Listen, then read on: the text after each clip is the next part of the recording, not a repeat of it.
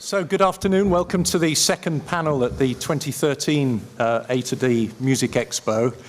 I'm Nick Tarbitt from Integrity Records and CML Media Lawyers, and I've got the pleasure of chairing the second panel for you today.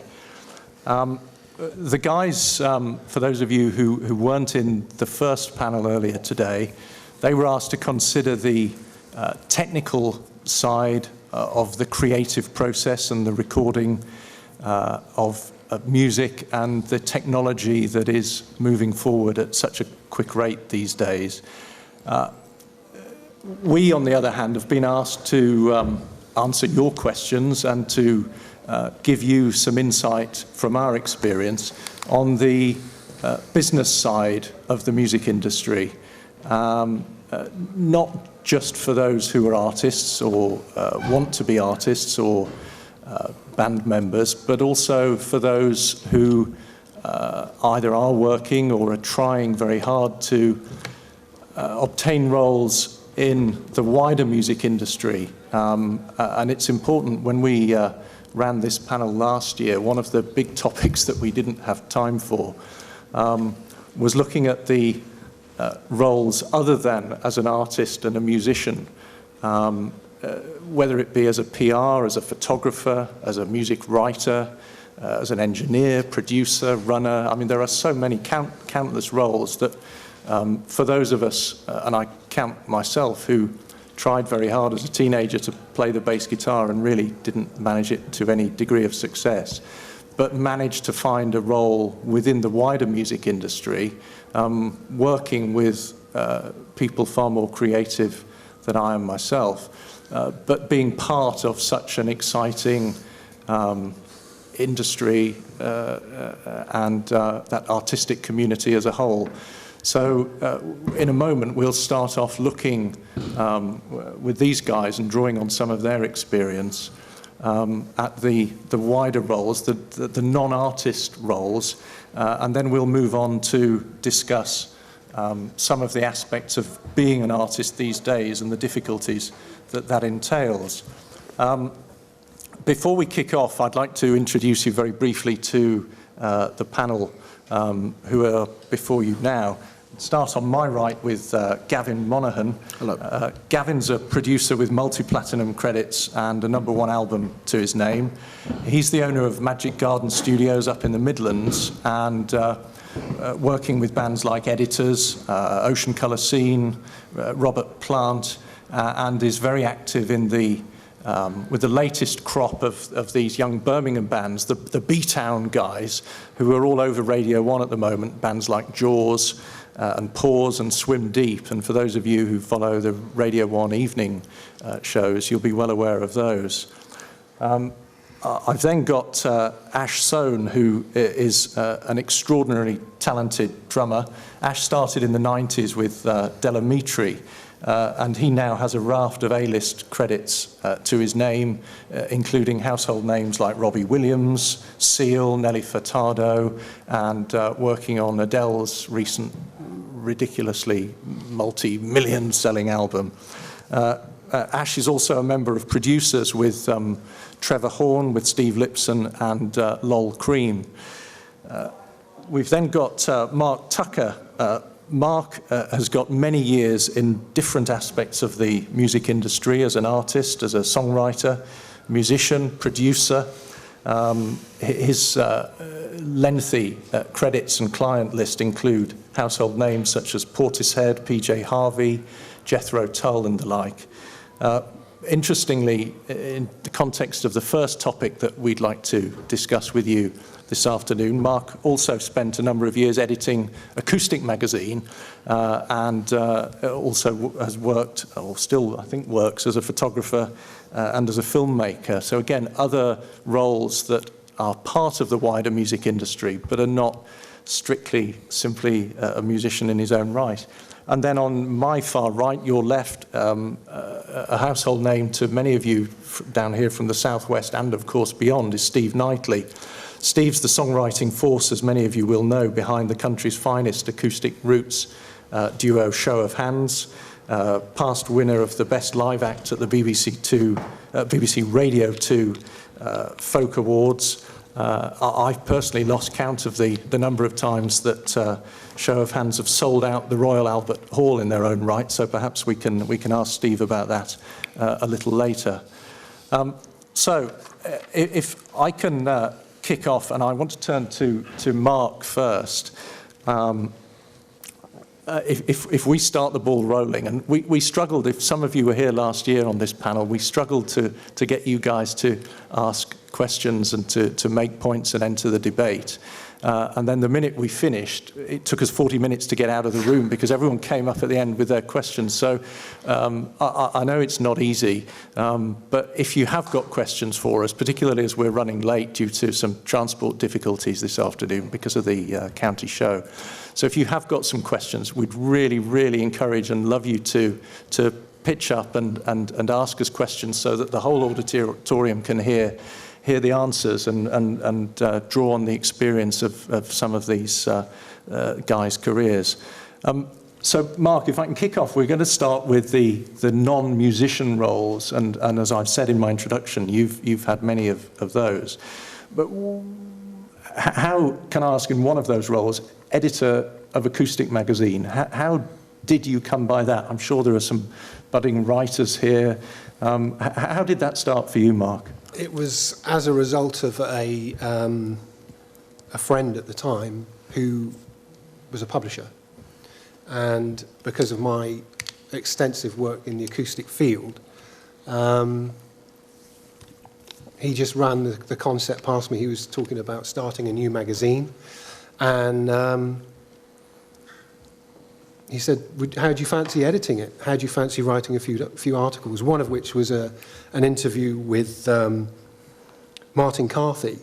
And although I knew a certain amount about Martin Carthy, it was I had to deliver the article in a day, so it was a sort of throwing myself in at the deep end.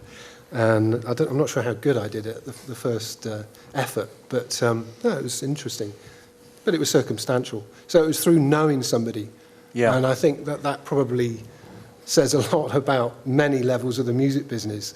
It's a fairly small world, as we've already discussed a minute ago. And if you know people and you get along with people, and you're flexible and, willing to give it a try, then you're probably going to get a few breaks.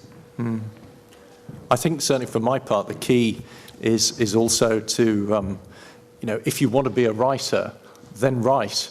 And it's so easy these days to start a blog and to get stuff out there and get it published without necessarily having to write for NME or one of the glossy monthlies and the like. Guys, have any of you in your dim and distant pasts written? Have you, or was it limited to writing reviews of your own bands and sending them in anonymously? I think some of us have done that in the past, but Ash, I mean, have you ever done any? I've contributed to the drum magazines and continue to, actually. I quite like it. I mean, I kind of sort of shudder at the thought of it's like a sort of,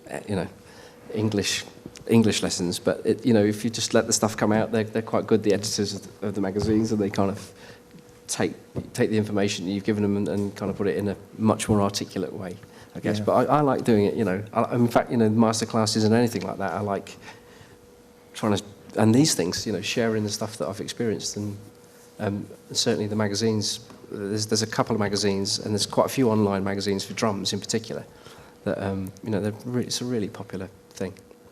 And I think these days a lot of the writers are not staff writers, they're not employed, they're freelancers. And so if you do write and you have a flair for that, submit pieces or submit ideas, and you'll be amazed at how many names you might see cropping up even in the big magazines as reviewing records or reviewing live shows, who are in fact freelancing and they're writing for a number of publications. Is there anyone who wants to put their hand up, and is anyone doing some writing now, or any of you blogging? I see someone waving right at the far corner there. What's your experience of that? Are you writing a general music blog, or what?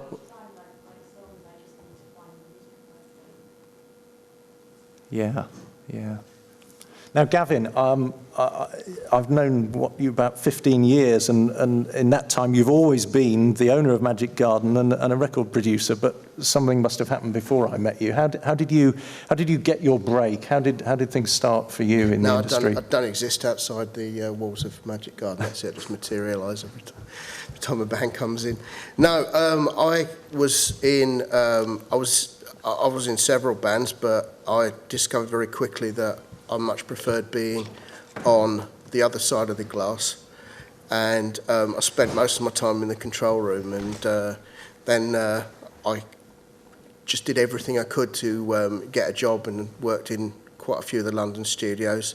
I had a stint in Maida Vale for a bit, and eventually I think this is the sort of job where the minute you start calling yourself something, people start taking you seriously at it the minute you get some sort of success at it. So I didn't have any formal qualifications or anything. I'd done a lot of engineering. I'd done a lot of songwriting as well. I was a staff writer for Hit and Run for quite a while as well, as a lyricist. But I ended up being a producer basically because I produced a couple of things that did well, and then people started calling me it, so I thought this is pretty good, and I just ended up studying it as much as I could, and I'm still doing it now. So for whatever that means, that's what I do. So persistence is probably the key that comes out of that then, really? Yeah, persistence is everything. If you want to do something, nobody's going to do it for you. You have to create your own opportunities in a lot of ways, and kind of not be shy about coming forward and assuming responsibility for something that you know you can do well. So I always think that, you know, sometimes an artist will need a producer and they just don't know it yet. You've just got to kind of open their mind to some of the things that you could maybe bring to the table, if that's, you know, if that's, if you know, if you have a vision for a particular thing. I mean, it's interesting you mentioned about the use of a producer. One of the questions that someone raised online, I don't know whether they're here, I'm not going to embarrass them to ask them to stick their hand up, but one of the questions that we were asked to deal with was this sort of dilemma that people have these days, because recording equipment is relatively inexpensive and people can do a lot of home recording and to a good quality, is that whole dilemma between going into a professional studio or recording it yourself, and whether a producer can bring something to that. I mean, Steve, what's your experience of that? Do you guys use a third-party producer, or have you now got enough? Do you take the view you sort of self-produce your own stuff? We've been through the whole gamut over the last 20 years or so. In the very early days of Show of Hands, we were working in music pubs all in the southwest and in folk clubs and acoustic clubs. So we had a direct and intimate knowledge of how many people are going to come and see you. Are you worth 40 in Weymouth, 50? Are they going to pay a fiver? You know. Last night I was in Pontardawe on the BBC at lunchtime, and tonight we're in Exeter. So we have an intimate relationship with how many people are going to turn up and what are they going to pay.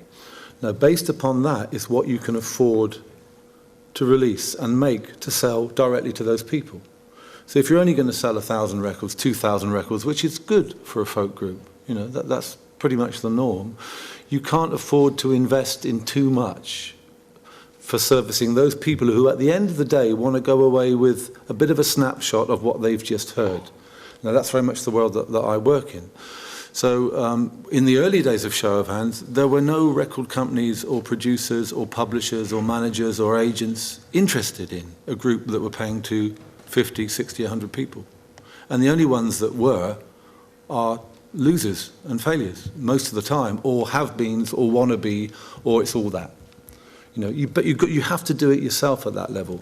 So although we did get involved in a record company in West Dorset, it was all talk, really. You know, because at the end of the day, you're only selling a couple of thousand records. So as we've moved up the food chain to sell 10, 12, 15,000, so we can now afford to make a better recorded product, but you're still in that dilemma. People turn up and see you. Are they going to walk away with something that is overproduced, given that you're an acoustic duo or trio? So we're always in this dilemma of how much we can afford to be produced.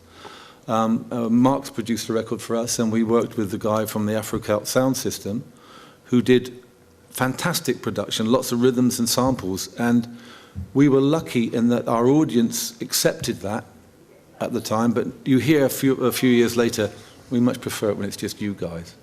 But even if you're making something that's plain and stripped down and acoustic, there's no doubt that the skill of a producer, just to take things out, and I'm sure Gary knows exactly the same, production is about leaving stuff out.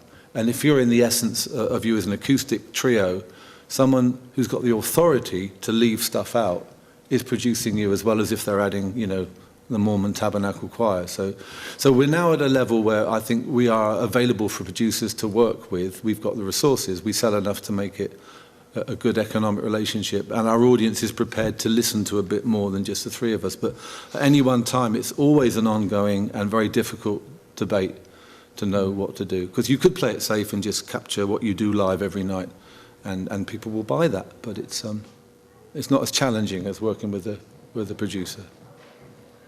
I mean, Mark, do you find in your role as a producer and running a studio, do you find that there are young artists and bands coming in who are not actually ready for a fully fledged studio and are potentially spending their money too early? I was victim of that myself. I think with my first record deal was in America, and to be taken into two of the biggest studios in the world, with Lionel Richie in Studio A and we're in B and Prince is in C, you're signed to a label that the Rolling Stones have just signed to. You're somewhat sort of overwhelmed by that experience. So I literally sat in the studio as a musician, very young and naive, with a record producer, David Kahn, who is an amazing person and producer, writer, composer, and was in awe of the whole experience. So for me, it was to watch that and experience that was amazing, and that's what led me to become a producer. And I still see artists now, and have worked with some recently, that are you have to be sensitive to their needs, because it's very easy to come in to a studio and say, right, we're going to do X, Y, and Z, and you just push this process forward, and these young whippersnappers are sort of wide-eyed and aghast at the whole thing, and you end up overlooking what you're actually trying to do, which is make a great record, and that they feel proud of. It's very easy, and there are producers that make great records that totally don't care about the artist's opinion, and they'll openly admit that if they're being paid a lot of money to make a record, they will make that record that they want to. And production is all about having a vision of a record.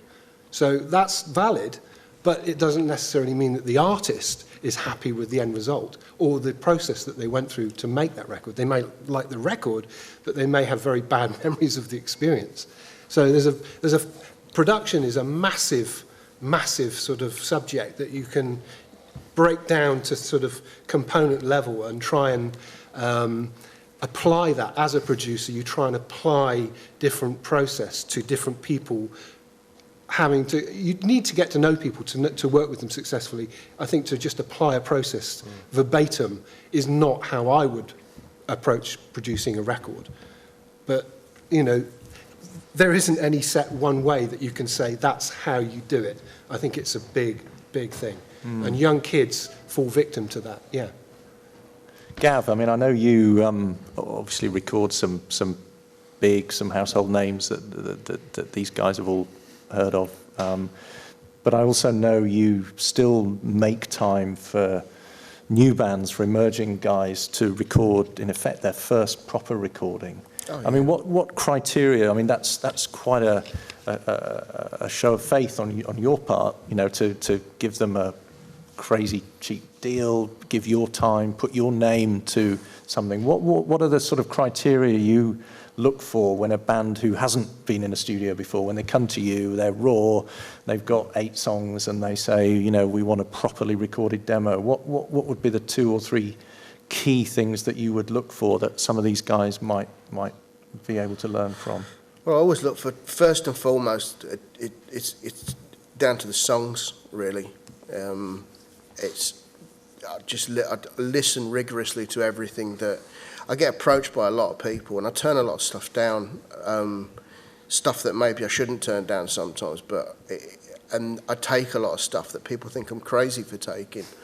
But I do that because, A, I'm a workaholic, and I really enjoyed, sort of being in the studio a lot.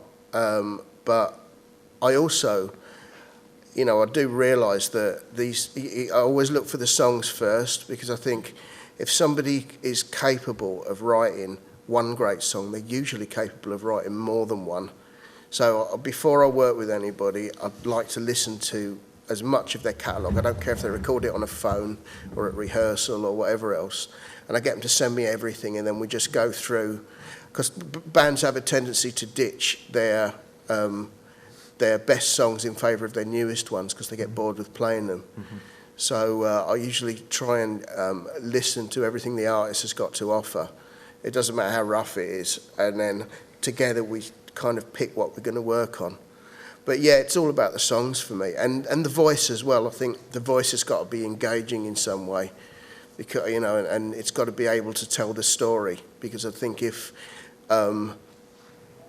you've got fantastic songs but a really awful voice, it's very difficult to swallow that sometimes. So that's another big thing. But the songs are definitely the main thing that I always look for. Mm-hmm.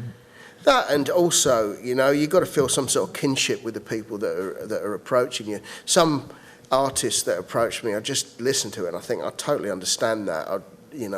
I know that if they did this and they did that, they could go so much further with this than they're currently able to do. And I always, try and help people out with any contacts I may have and things like that. For me, it is all about the passion of working on songs that I really love, Ash, I mean, in your role, I guess you get approached by a lot of people, whether it be for you to play with them or for them, or to help on the production and writing side. I mean, what would be the one or two key features that you look for when you're deciding to take on a project? Well, it's really interesting, actually, listening to Gavin, because, I'm obviously I'm in a different position. Someone just hires me to play drums. The producer predominantly hires me to come in. And I've just got to do the job, whatever it is, really. But it was quite interesting hearing you say that about the vocal and about the song. All of the best producers that I work with, like Fraser T Smith that did the Adele song, and Trevor Horn, and Mark Taylor that works at Metrophonic that I did a couple of James Morrison albums with. And it's exactly that. Right. They're the same. Trevor's exactly the same. It's completely about the song. Song first. And the singer has to happen, and it's all about that. And funny enough, when we did a little tour with a band that I played with Trevor and Lol, and we did a few of these little panels at some of the sort of music colleges around the country, and this stuff came up, and I was listening to Trevor. It's kind of just quite cool just to sort of sit back and listen to Lol and Trevor. You could just listen to them all day, But Trevor brought that thing up, and I was thinking, that's absolutely amazing, because the thing I'm interested in as a musician, at the end of the day, it's the song and the singer, really. And you've already talked about, have you got an affinity with that personality as well? So if all three things are great, then it's an absolute winner for me. And I know Trevor feels like that, and all of the best guys that I work for definitely feel like that, and I do too. In fact, I recorded the last record that I did with Trevor with this Italian sort of superstar called Renato Zero, and it was a #1 album and #1 single instantly. No one knows who he is here, but he's huge in Italy. Or he's got some mafiosi friends that make sure he is. And I was recording with the first tune. They sent me the tune, and I kind of sort of sketched it out. And the engineer there was no vocal. And I said, can you send me some vocal? He goes, you want the vocal? I was like, yeah. He said, but it's Italian. I was like, I know, but there's so much you can get from the emotion of the voice, even though there's no words that I understood, you know. And I know that that's what, you know, Trevor's into, and clearly you are. It's a definite thread, I think, with people, you know. Yeah. Steve, from the point of view now as a major headline artist, when you guys are booking shows or your agents are booking shows, and you'll get a free rein of a hell of a lot of artists and bands wanting to support you, wanting to come and be your support band. What I mean, presumably you retain some control over that, but what are the criteria you look for when picking, you know, giving some young or emerging talent an opportunity to come and play and do the warm-up for you guys? They have to be part of our musical community, for a start. We never, I know there are some situations where people buy onto tours and there's a sort of auctioning process, but we're driving, we're sharing, we're drinking, we're traveling. We're on the road as a family, and basically you take your community into a venue, and we're only talking of venues up to maybe 800, 1,000 on a very, very good night. And you're imposing your community. That's why we always take our own production, our own lights. And this is only folk roots, you know, it's not like big time stuff. But we always make sure that we take over a venue, whether it's the Phoenix or the Great Hall. And the people that you share the dressing room time with, the people that you see before and during the show, they have to be friends. You have to find something in common with them.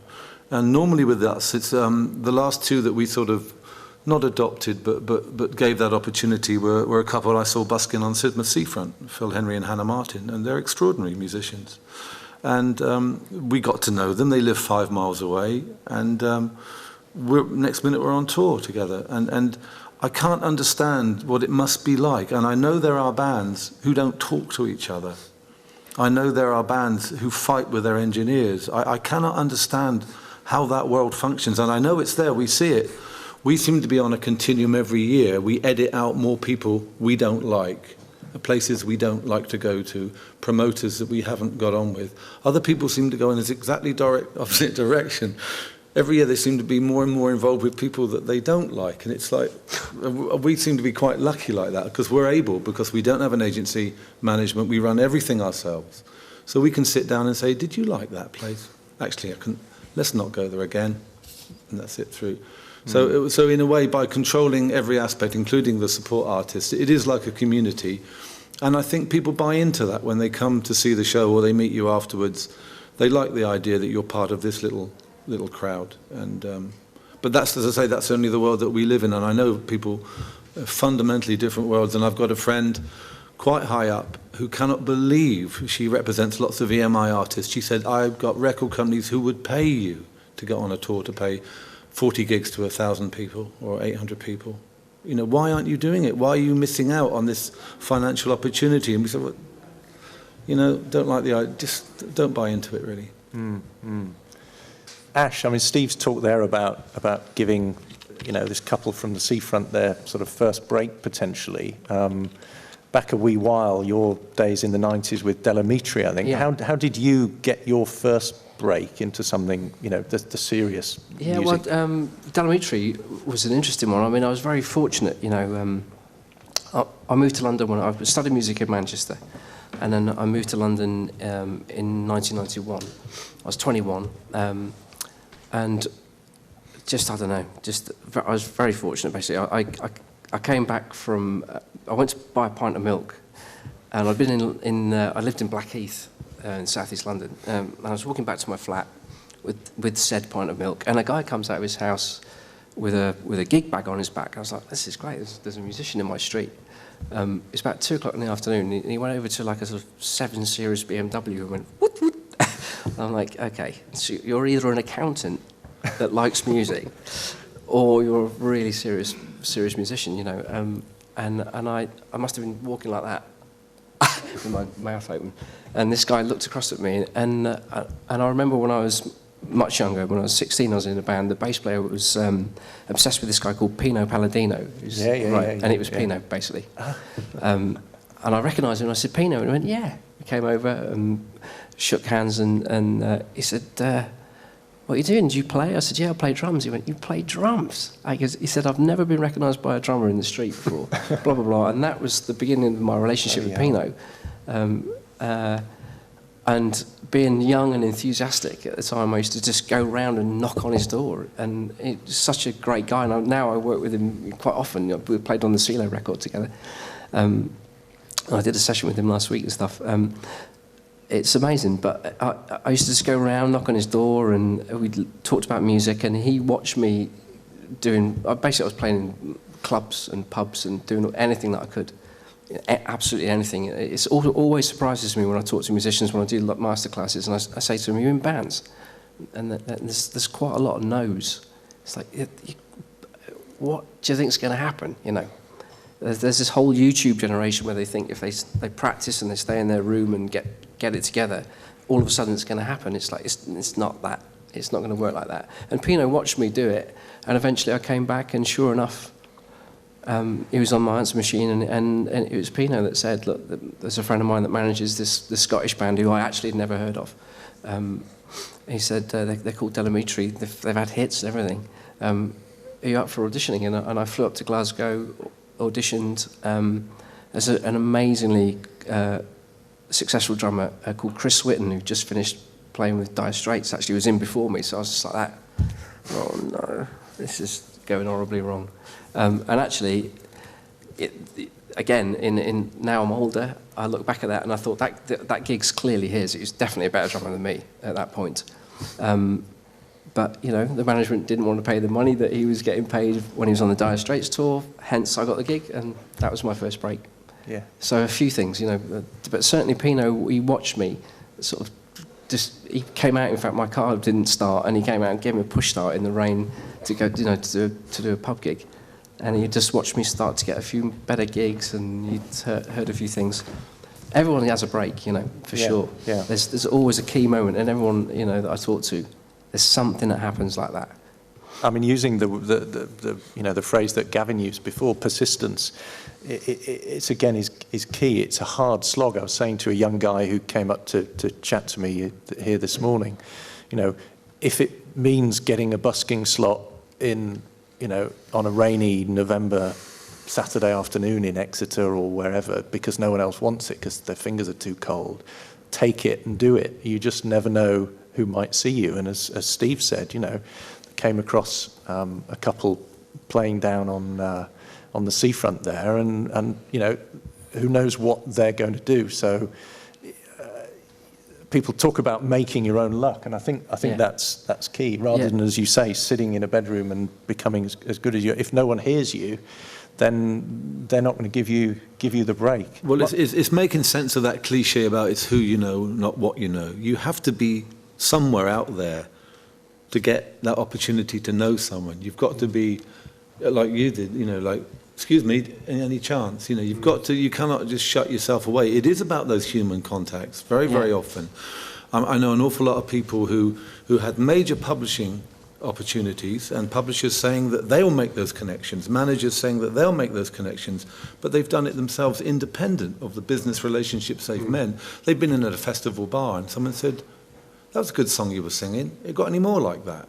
And the number of times that happens, you almost think they probably could have dispensed with the people who they're employing to make those connections because they did it themselves. And it wasn't that they were famous, or they were just out there with their antenna going, listening, talking, playing, sessioning, jamming, busking, whatever it is. And one of those things, and someone's walking away, excuse me, I noticed you said. And very, very often it is those moments, isn't it? Where you just take that opportunity to stop someone rather than letting them walk away. And then that becomes the moment that defines you. Well, when did you get your break? Well, actually, sounds funny, and people go, oh, well, it's about who you know. Why should I bother? It is about that, but it was about bothering at that time. Well, the thing is that I always say to the young drummers now, it's okay getting a gig. You then got to get another one. And then another one. And so, you know, obviously, you can make yourself massively available to all those people, and you know, it's definitely going on. Nearly every young drummer on Twitter, for instance, I've got a few thousand, and they're nearly all drummers, and they've all got a website. They're completely on it, but you do have to have something to back it up in the end, though, I think. You're only as good as your last gig. Yeah, true. How did you get your first break then, Mark? Because I mean, you started as a musician and became signed to a major label. Yeah, I toured out of the back of a van for many years, transit van, with a stack of equipment that was a death trap waiting to happen. Many times the breaks went on and there'd be sort of 4 by 12 cabinets come flying at you. I lived through that somehow. I don't know how we didn't die, but yeah, 10 years of slogging. And an audition with Miles Copeland, then manager of the police. He's a charmer. Sorry? He's an absolute charmer. He's an amazing character, as are the rest of the family.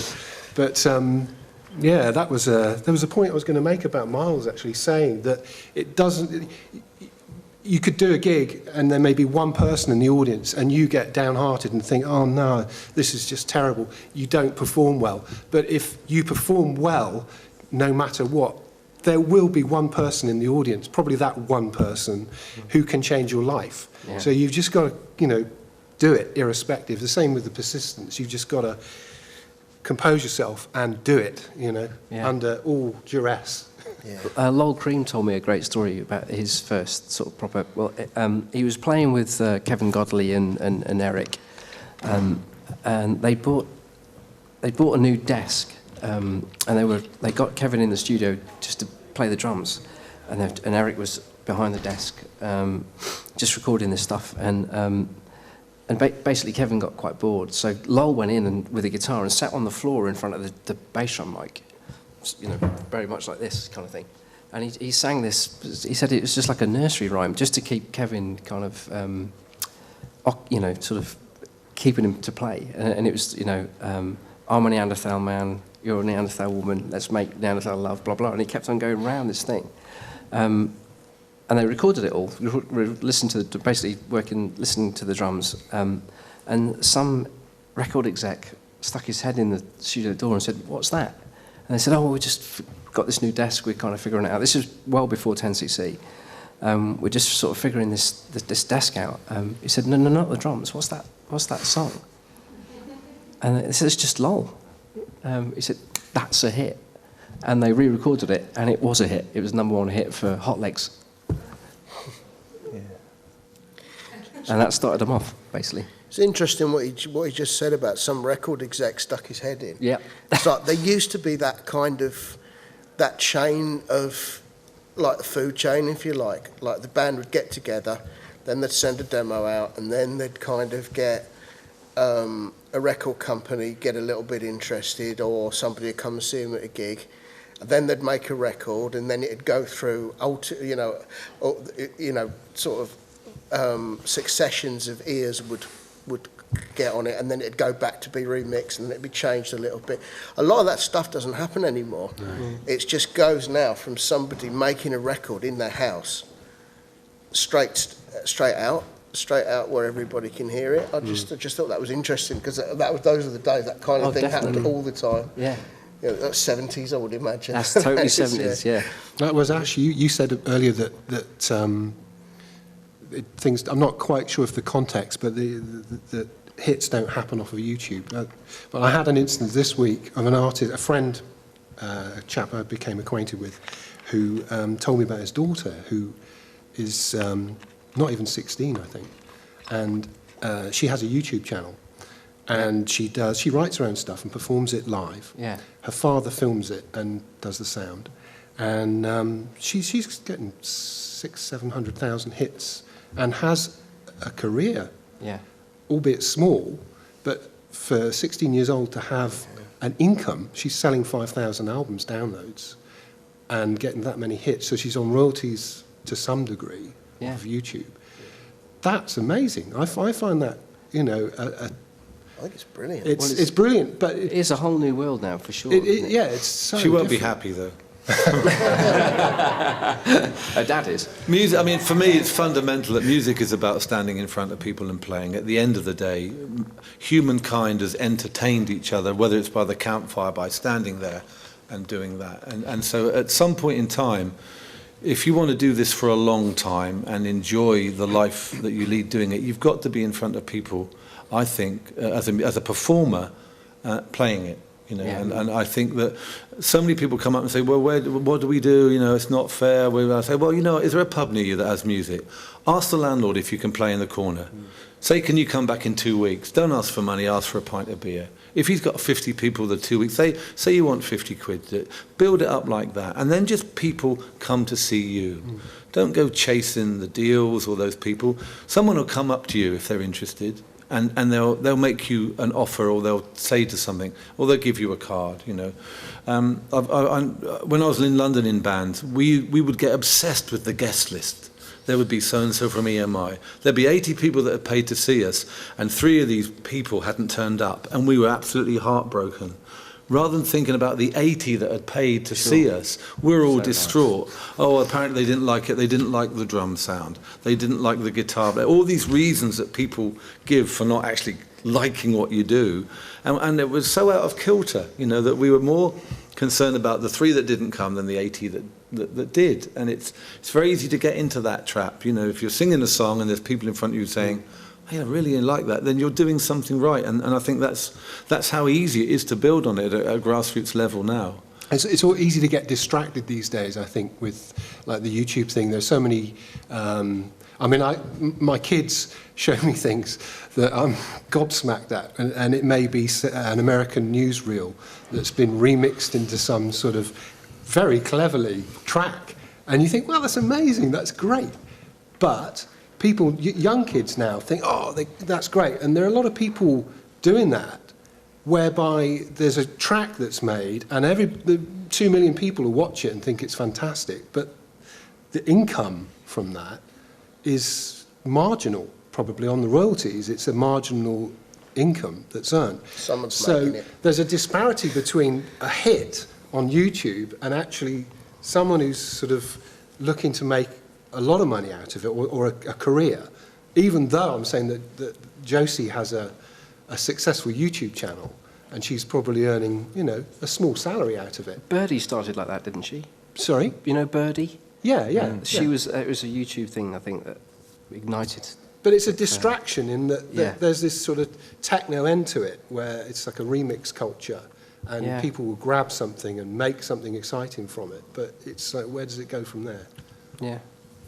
I think with the YouTube, the dilemma with YouTube, and it's the same even just with audio streaming as well, is whether you want your songs to be pushed out there to a wider audience so that a lot of people can hear them, or if it's on YouTube, potentially see you or see a video that's been done in line with one of your songs, but not necessarily buy them, or whether you want to be more restrictive in terms of the circulation of your music, and whether you say, well, no, I'm not going to put stuff on Spotify, I'm not going to put too much on YouTube, and if people want my music, then they've got to pay for it. I think in the genre I work in, that you cut your throat by doing that. We encourage people to make copies of the CDs. We say, buy a copy, make one for a friend, please. Because every night when we're selling CDs, you say to people, how did you hear about us? And then there's this sheepish sort of guilt, well, a friend made a copy. And I said, well, will you thank them? I mean, what an act of generosity that is. But I know songwriters in my genre who go, they're taking my music for nothing. I said, no, they're not. They're spreading the word about what you do. And that technology in YouTube, I think, is fantastic for spreading the word about what it is you do. And we find when people say, we run a little festival in Dorset, will you book these lot? Will you check out?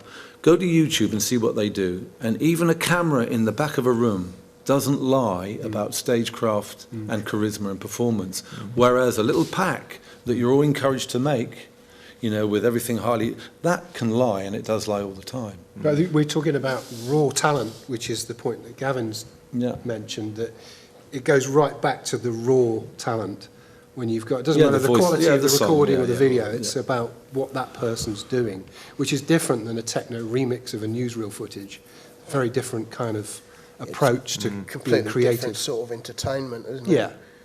You know, it's based on, I think it's based on something totally different. I mean, it's all art, whichever way you look at it, but it's not the kind of art I'm particularly attracted to working with myself. I like to see someone who can sing and play and write songs. And I do embrace. I mean, I embrace modern culture. I have to really. And people go on about, there's loads of issues. They go on about, oh yeah, CDs are too loud now. I just think, well, yeah, they have been for 20 years, but I'm going to make my loud CDs the best sounding ones I possibly can, because otherwise people will just work with someone else. I mean, the most important thing for me is that whatever I'm working on is that I'm excited by it. And, I know these days record companies expect a fully functioning business model, and they expect, 1 million YouTube likes and Facebook, like thousands and thousands of Facebook things and millions of social media things. But I just think if you've got a great song, you're making great art. And that's what I'm really interested in getting out there. I mean, maybe... we've had a bit of success with that. I mean, we did the Nizlopi record, and that we had a #1 with that, and that was just, we recorded that in a shed, and it was just two guys who could actually really play and could write great songs, and people really liked it and actually bought it. And that's a classic example. They connected, didn't they? I mean, they completely connected with a lot of people. And they did it all themselves. And the vid was fantastic. It's cool, man. I mean, right at the last minute, somebody came in and shoved a load of money in at the last minute. But I mean, right up to that point, there was this time when different betting, like people like Ladbrokes and that were taking bets on who was going to be Christmas #1, and it was, it's just some shameless, horrible thing that goes on all the time in this industry. But it did boost the awareness about them. I mean, this was just when the internet was really kicking off, and they really seized it. I think they seized it before a lot of major record companies even saw it, and started to use that kind of thing. And it's like to get a #1 record out of an indie, for them to do that as an independent duo that had only played in folk clubs pretty well. That was quite incredible at the time. I mean, it's a lot more commonplace now, and people are very savvy to it, and they're kind of hardened to it a lot because it's just such an enormous amount of information you're meant to swallow every day. Everybody gets 50 emails a day and Viagra commercials and God knows what else just thrown at you on a constant basis. But at the end of the day, I think a good song will always connect. If you hear it, if you hear something, if you're watching like Sons of Anarchy or something, and a record comes on when they're burying a biker, and you just tear up because it's so good. That's what it's all about. For me, if I hear something like that, that just makes what I do worthwhile. What Gavin's kindly not telling you, but I'll own up to, is that he sent me the demo of the Nizlopi album, and at the label, and my business partner at the time said, that JCB song's going to be a hit. And I said, nah. And I've still got the demo in the box in my loft, and I'm still skint. That's still haven't had a #1. Talking about Miles Copeland, and I think, Gavin, you might have mentioned that band, the Roxanne story. Yeah, I don't know that story, but go ahead. He told us personally that Roxanne, Sting didn't want to play Roxanne. He didn't want to put it on the album. It wasn't going to be recorded. And it took Miles to say, look, that song, you've played me that song, play it now again. No, I don't want to do that. Had to wring it out of him. And that was their first big hit. Yeah. Sorry, We're going to get anybody brave enough to, there's a hand over there. Just to type a whole load of points that you've been talking about there between producing and playing live. As I've been a jobbing producer and a musician myself, and the point that Steve's making there about record sales, if you like, asking people to make copies, I think I'm totally behind you in what you're saying in promoting band. It seems to be that live is where the business is these days. And as a producer, I just wondered if you could give us your thoughts on how you, essentially, we all need to make a living in what we're doing. How, in a world where it's changing radically, in that technology is opening up for people to buy gear at home rather than going to a studio and paying a producer to actually make a record, how do we get paid for making records these days? Because the record sales are declining and it is more about live. So how does the producer actually exist in this new coming world? And I just wonder what your thoughts would be on that moving forward. I mean, with the greatest respect, all of you gentlemen on the stage have gained careers at a time when the era was slightly different. Well, it's very different, in fact. And now it's changed so radically because of the advent of the technology and social media and all of these different ways of distributing records. The traditional route has disappeared. How do you see it moving forward? How do we make a living in this game? Really, as producers. That's what I'm thinking from that specific. For my part, I've adapted what I do to embrace it. I mean, if people want to make part of a record at home, it's fine by me. If they want to just do the drums at my studio and then go away, do the vocals in their own time, come back and we'll mix it, or any combination of that, really. I mean, as far as I'm concerned, I think if you don't embrace stuff like that, you just get left behind. And also, as you quite rightly said, the traditional, it hasn't disappeared. I mean, I'm managed by World's End, and they do tend to, if I'm working with a record company, they'll get as fair a deal as they can for me. They'll get points, they'll get an advance. If I'm not working with a record company, sometimes I just work with a band. And you can't charge them the same as you charge a record company, so I just drop my prices. I mean, as far as I'm concerned, I'd rather just be working all the time, because I love it. I mean, it's the best job in the world when it's good. And my place is really busy because I'm constantly looking on SoundCloud, I'm always looking out on Facebook players. I'm looking for new people to work with, people that I just think, oh, this is amazing. And there are more bands than ever before and more artists trying to get their music out there than ever before, because everyone now has got a MacBook Pro in their house and they'll just sit there and do stuff. And that's, in a way, that's great, because that encourages people to make art. And it would be really stupid of me to ignore that. I'm still looking for great songs. I'm still looking for a great voice, but there's no reason why that has to come through a manager or come through the traditional way. So, I mean, for me, I'm always out there looking for new stuff to work with, always looking for music reviews, looking for, bands that are pretty hotly tipped to happen. I always try and get in there first. The main thing is just making yourself available and making people aware of what you offer and what you can do for them. So that's how I've kind of adapted, is by adapting what I do as well. Mark, I mean, what's your view of that going forward? I agree with forward everything Gavin as a producer? said. Yeah, I think absolutely that. And focusing on what you believe in, not getting distracted by some new trend or genre unless it really means something to you.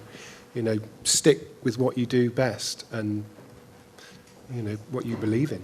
I give people, every year I try and, call me a sucker, but I give people recording time. I'll take on a young, wannabe and give them an album, basically.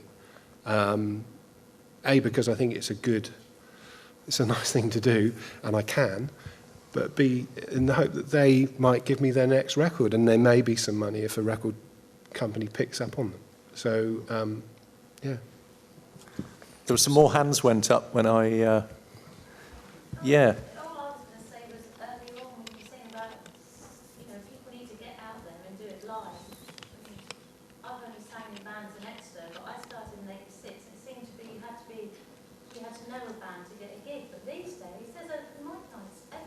Everywhere. So much open for people to get out and perform. People, I mean, a friend of ours was so scared, was doing stuff in his bedroom and started to go to a popular jam. That's now he's writing his music. So that has opened it up in a different way. People can get out and do it live. Yeah, certainly. I mean, there's loads like up in London. There's so many jams and there's so many people getting up and doing stuff. What's great about it now is, of course, there are all those people, and it still boils down to the same old thing, which is like, one of them will be really good. Yeah. Also, I think fundamental is, what do you mean by making a living? I mean, if you're a sportsman, if you play professional football, you can earn £250,000 a week. Now, is that making a living, or is that an obscenity? Is the amount of money that you can earn from entertainment, if you get massive, making a living, or is that distorted? Should you earn more than a teacher or a doctor or an accountant. If you're happy to accept earning a good living, in other words, someone of your age who's been doing it as long and in a professional capacity, you can do that from music, you know. If you're producing, maybe you charge someone £200 a day and they do 5 days, that's £1,000, that gets you through, like, you know, if you take it down to that level, or is making a living the hit, the massive amounts that flow from selling one thing to millions of people, or is it an everyday process, you know? 100 people, if you pay to 100 people and they spend 10, that's £1,000 coming through the door that night.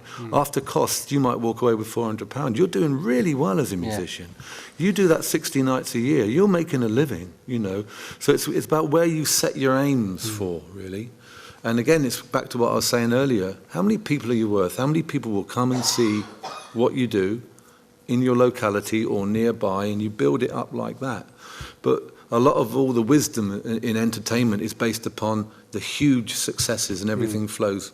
Like, it's like talking about sport and only defining it in terms of what Wayne Rooney does, you know, as opposed to what people do in a local level or more of a grassroots level. I think there are many people as well that look at maybe getting a record deal and having a hit record, even to the point of, you know, the general public see you on all these media formats, and that instantly means money. Well, it probably doesn't, because there are a lot of artists that get signed by record labels and work for years and might not see any real money. They might have their existence paid for, and they get ushered round, and, you know, Majority of bands, actually. Exactly. Yeah. So it you know, there is a lot of mileage in grafting at what you believe in and carving what Steve is talking about, an income source. And that then, the likes of Nick Harper, who hears Nick Harper on the radio? He's fantastic, and he has a very good living. And it's only through his father and his life experience that gave him that knowledge and wisdom to say, I'm not going to go that route. I'm going to just do this myself with my own knowledge and experience. Also, on the acoustic festival scene, it's awash with people who had once had all of those hits, but then they still want to carry on playing. They still want to carry on playing those songs. And there was an amazing article about 5 years ago. This guy followed Glenn Tilbrook around. He was touring with a camper van, his wife, I believe, and a sound engineer in the west coast of America, playing in 400-seaters. And he followed him around a week and said, going into a little theatre. Now, this is a guy who has written some of the best songs ever. Squeeze were massive, whatever. And it said, all of you bands, and it listed playing day, look at this guy. Look at this guy. He's 48 years old, and he's doing this, and you could be in the same position if you're lucky. And that little bit at the end, if you're really lucky, you can still be playing those songs, making a good living at that age. And that was a really nice sting, you know. And I know a lot of people who were distorted by big success. It really, they took years getting over it. They had that moment when they were household names. I mean, I don't know how Luke feels about, you know, Nizlopi now. He's out there playing as an acoustic troubadour again, isn't he? Probably having the best time ever. Got a new album out as well. And probably looking back at that massive moment with slight, well, what was all that about, you know? Well, Graham Parker, there was a great documentary I saw on Graham Parker, who he's kind of still doing it, and he has a great life. But, you know, it's like, you know, it's a different world that they function in, albeit in America. I make a great living playing with the people that still want to do it. You know, like I was in Squeeze for a couple of years, and Sinead O'Connor last year, and Marianne Faithfull and people, and it's like the thing that we were talking about earlier, actually, about we were talking earlier about the fact that one of the things that annoys me when people say, "Oh, look at the Rolling Stones going back out on tour." What are they fucking doing that for, the old cronies? You know, it's like, what do you think they're going to do? You know, they've been doing it all their lives, and it's like they still, in their hearts, feel like they're 24. And, you know, knowing Glenn very well, I know he's like that. Glenn will just pick a guitar up wherever he can. I mean, we'd do shows. You know, I toured with them in America, and he couldn't wait to get back to the bar to get the guitar out and play Beatles songs on a bar stool. You know, and that's the thing, and I think that's probably what's lacking. That's the thing I think that's lacking in some of the younger artists now. You see it every now and again. I see it, but it's not as I don't know why. I don't know. But is that the distraction element that there's some so many the fame options thing, the X available? Factor, and all that stuff? There's other stuff going on. I think I can't really put my finger on it. I guess if I could, then I think now that I'm sorry about that. Go on. Keith Richards, all his heroes are the bluesmen. Sure. Until they died. Yeah. So that's, it's like we are blues people. But nothing's changed. Yeah. Okay. Except for. And possibly then what I'm saying then is the sort of the X Factor generation. I play on those records. It's like you've got to do it when you're young. If you love it, you don't want to do it till you die. Yeah, but they're looking at Britney and Christina and stuff like that. Maybe that's it. Say the winner of X Factor this year. If you actually pinned them down and said, what are you drawing from? They're probably not going to say Crosby, Stills and Nash, and I think that's probably it. Whereas if you talk to Glenn or Sinead O'Connor and that generation of musicians, they were going much further back, and I think this generation they don't go that far back, and that's a bit sad, isn't it? We've got a question over here. When should people sign a contract, and when should people look to get out of a contract? Blimey. I actually missed that. When there's a massive amount of money on the table, probably. I don't know. Do you mean as an artist, signing a record deal or a publishing deal? Or? If you're a new artist, somebody comes up and says, hey, son, I really like it, sign here. Yeah. Should they do this straight away, or should they... If you wait, They should definitely get some legal representation. If you wait a year, they'll probably drop you anyway. So That's one thing that hasn't changed. Yes. For sure. It's the same now, I think, as it was back in the 60s. There's always people around. A contract isn't really worth anything because it's about an agreement and people actually doing things. And no agreement can make anybody do anything. So, and that works both ways, that really it's about the person that you're dealing with and what they're alleging they're going to undertake, because the figures at the end of the day, a legal advisor will say, well, that's good or it's bad or it's typical or it's, whatever. So really, I don't know, it's a difficult one. It's like someone's going to lend you the money to buy a lottery ticket, really. Yeah. It's very difficult to know. When you say a contract, it depends whether it's publishing agency. Yeah. If someone has got a good reputation for getting gigs and they got acts that you feel an affinity with, it's well worth looking at what they've got on offer, really. I'm in a funny position in the sense that a lot of people I've got to know who have had those moments of glory, whether it's, I don't know, Tom Robinson or Ralph McTell, they all regret bitterly being published. They all say, I signed a contract and somebody offered to do that. They didn't do anything and let me make all those personal contacts we were making, and I'm still paying all these years later for deals I did. So publishing is a very difficult one, really. Management, it depends what you mean by the contract, for whom and for what, really. On the acoustic scene, for a record deal, normally someone will front, it's £10,000 to make a record. So they're lending young acoustic bands £10,000 to make the record, promising them marketing, promising them radio play, none of which ever seems to happen.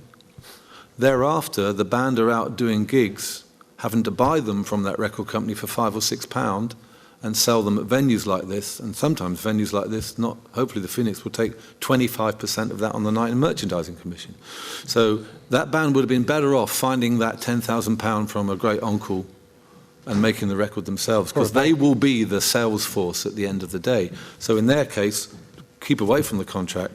Another friend of mine got a huge publishing local singer-songwriter, and it set him up. It's made him. He's got in 5 years where it's taken me 25 years to get to. I'm talking about Seth Lateman. So in Seth, it was the best thing he could have done with Relentless and EMI and all that. So it really depends, really. But do you think that with Seth, that almost marked the end of the old record industry in a way that I think that contract would probably not happen again? Maybe not. That model of I don't know.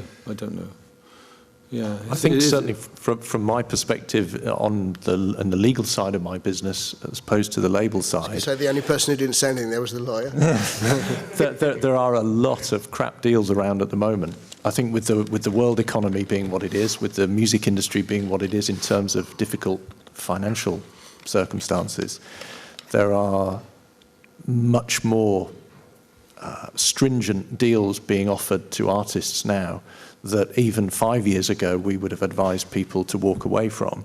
And we're finding in our little team more and more people are saying, well, we'd rather have a crap deal than no deal at all.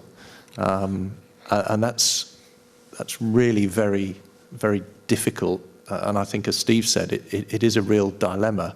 I mean, and I say this even as someone, as a label owner for 19 years, if you can do it yourself and you've got the wherewithal to do it and the time to do all the boring crap behind the scenes.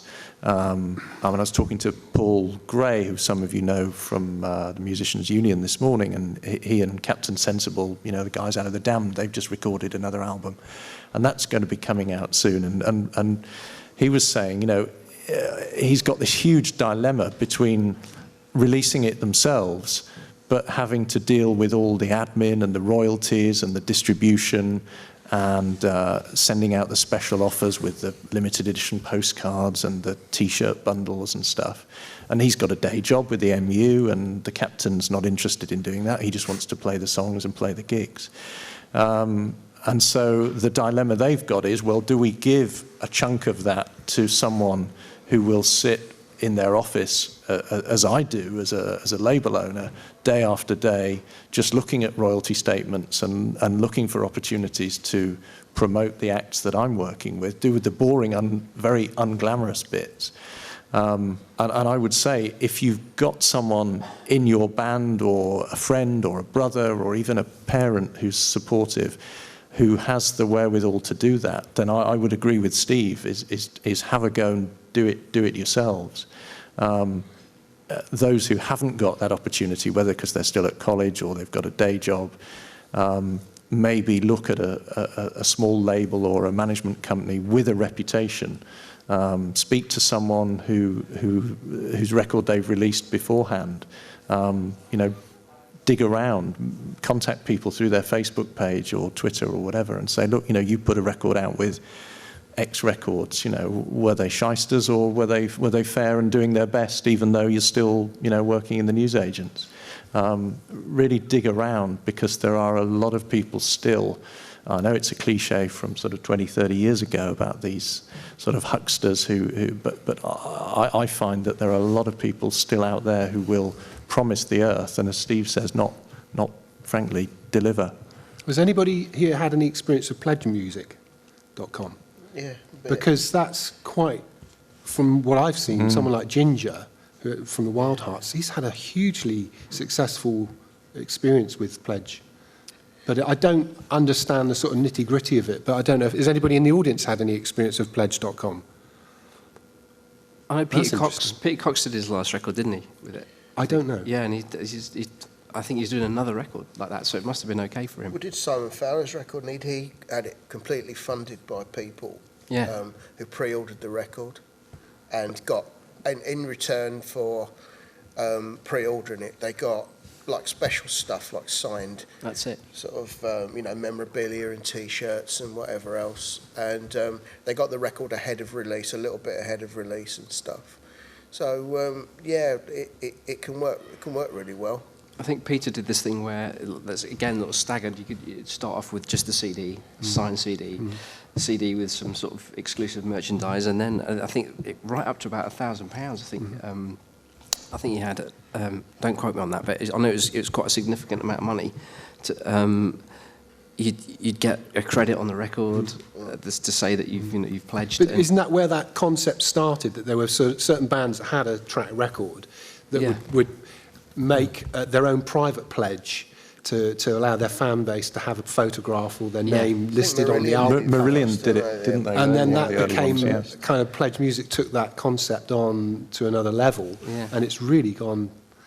But I think it still comes down to the fact, as Steve said from day one, you've got to be out there playing. Yeah. Because it's all right putting up on Pledge saying, we want 1,000 people to stick 10 quid in to get a credit on our album. If there aren't 1,000 people who've ever heard of you, then of course it's not going to. So it comes right back down to what Gav started, an hour ago with.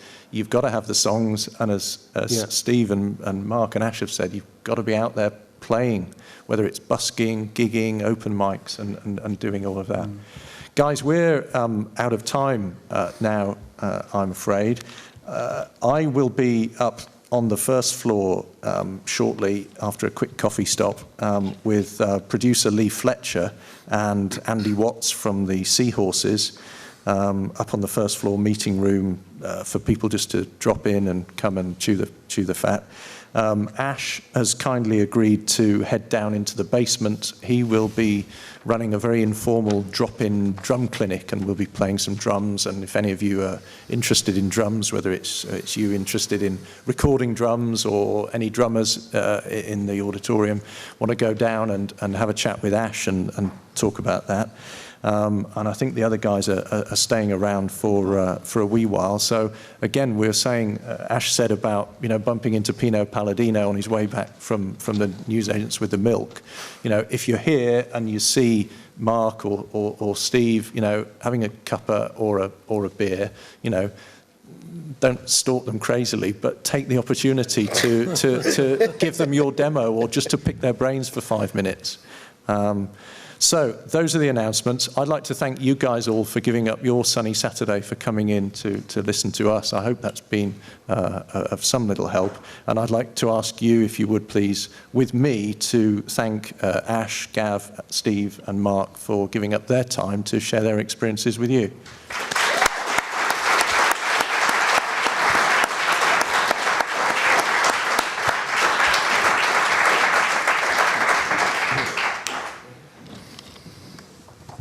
Cool.